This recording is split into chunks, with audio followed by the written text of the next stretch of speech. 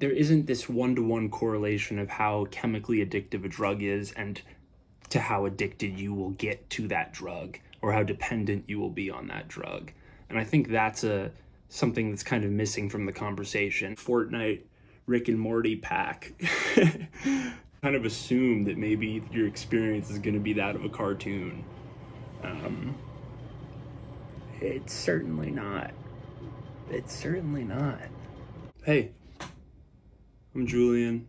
I've smoked weed for 13 years on and off. I'm currently 3 months clean from marijuana in any form, and nicotine for that matter.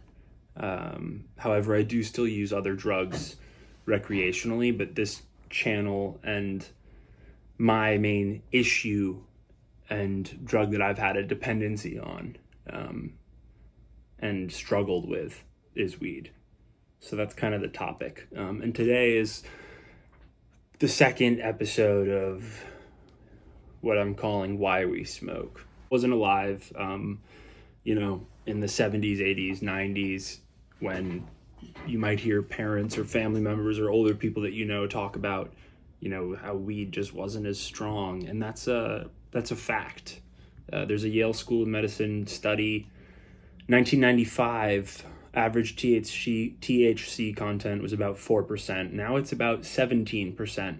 And obviously, as many of you know, it can be as high as 90% in certain concentrates, depending on how you're consuming it. So it jumped from 4% average to 17% average since 95 is really significant. And I think a lot of the ways in which we interact and teach and talk about weed use to kids when we're younger, and how we hear it when we're younger, being the ones told it, is kind of outdated. That being said, I think it's actually proven that programs like DARE and anti-drug programs or elements of schooling that's anti-drug is not effective. So I'm not suggesting that weed sort of just be talked about generally as a more dangerous substance, but I think it should be between people, just in communication. It shouldn't be regarded as something that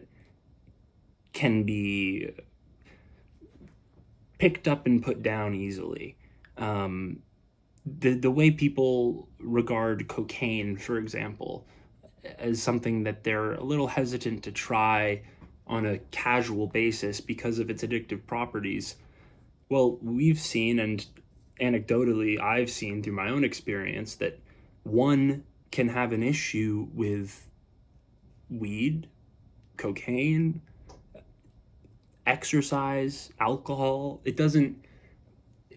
There isn't this one-to-one correlation of how chemically addictive a drug is and to how addicted you will get to that drug or how dependent you will be on that drug. And I think that's something that's kind of missing from the conversation. Weed is the strongest drug in relation to its accessibility and its normalcy in our society and the way that we view it and treat it and use it. Cocaine is not put on the shelf in a Rick and Morty bag, manufactured into Delta 8 cocaine where you can somehow buy it, under the age of 18 legally, like at a gas station, and like do a Fortnite dance or whatever. And like, that's what you think you're kind of getting. That's what I want to like just kind of mull over. Like, we don't treat it the way because of these, because of the data of the chemicals and how they aren't physically addictive the same way other drug chemicals are.